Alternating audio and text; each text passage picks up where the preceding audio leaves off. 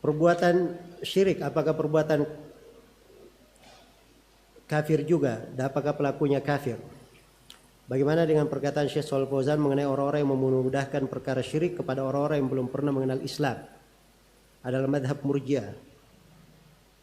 Nasib pelaku bidah di alam kubur. Ini pertanyaan-pertanyaan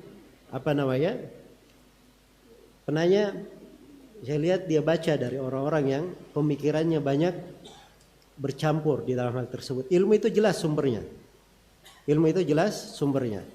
Terkait dengan sebagian masalah yang disebut di sini, itu ada hal-hal yang perlu dirinci. Ya. Perlu dijelaskan secara gamblang dan terang. Ya, secara gamblang dan terang di dalam hal tersebut. Ya. Keliru kalau seorang itu hukumnya syirik lalu dia mudahkan di dalam hal tersebut. Ya, atau harusnya perbuatan itu dihukumi secara kufur secara muayyan lalu dia tidak kafirkan. Atau dia tutup pintu takfir bil muayyam misalnya. Betul, itu bisa masuk dalam madhab Murji'ah. Iya. Tapi para ulama di dalam masalah udzur bil jahal itu tidak dibuka. Ya, bahwa semuanya diberi udzur, tidak juga dikatakan semuanya tidak diberi udzur. Ya. Tapi mereka mencocokkan setiap kasus permasalahan sesuai dengan ketentuan terpenuhinya syarat-syarat dan hilangnya penghalang-penghalang. Ya, ini di dalam menerapkannya inilah yang diperlukan fikih di situ. Ya, di sini banyak orang yang tidak paham.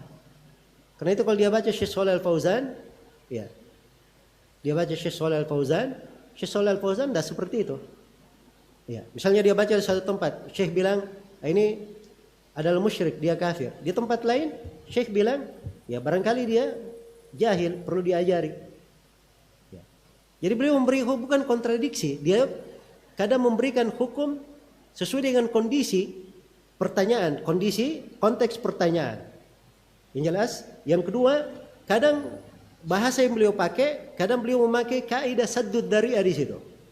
Menutup pintu jangan sampai ada yang bergampangan di masalah tersebut. Maka beliau kadang menutupnya. Ya. Itu dimaklumi dari metode fatwa beliau dan beliau mengajari kita di pelajaran seperti itu. Iya. Beliau mengajari kita di pelajaran seperti itu. Beliau pernah bilang, ya kalau ada yang bertanya tentang hukum berdoa di kuburan, ya, jangan dirinci. Ya, ini berdoa di kuburan, kalau dia meminta kepada penghuni kubur, maka itu adalah syirik. Ya, kalau dia meminta kepada Allah, tapi di kuburan, maka itu bid'ah. Jangan kasih rincian seperti itu, kata Syekh.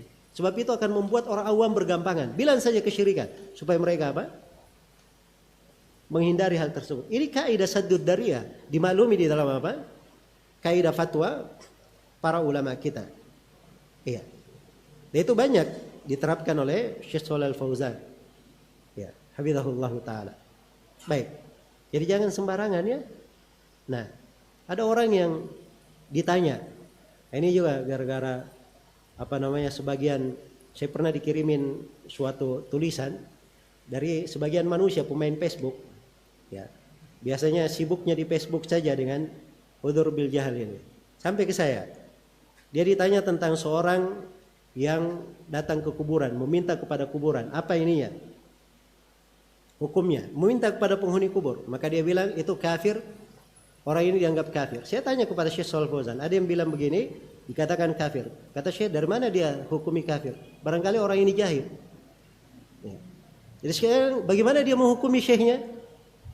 Oh, syekhnya goncang pendapatnya. Ini orang-orang yang tidak mengerti. Makanya belajar yang baik. Ya. Supaya paham. Karena para ulama itu ketika menjatuhkan hukum itu dibangun di atas ilmu, bukan dengan hawa nafsu. Bukan di atas kejahilan kalian. Tapi dibangun di atas kaidah-kaidah. Iya. Ada hal-hal yang diperhatikan di situ. Jadi saya ingatkan di sini. Dan ini Syekh Shalih Fauzan pernah berpesan kepada saya. Beliau berkata, bilang kepada kawan-kawanmu di sana, para dai, dan kepada murid-muridmu, jangan ada yang menyibukkan dirinya dengan masalah udzur bil jahal. Jangan masuk dalam hal tersebut. Karena ini menjadi masalah yang memang banyak orang yang kalau masuk di dalamnya, kadang dia dipalingkan dari hal-hal yang baik atau dipalingkan dari hal yang paling penting. Ya, dan diantaranya juga ada yang menyimpang dari jalan yang lurus. Nasallallahu alaihi wasallam.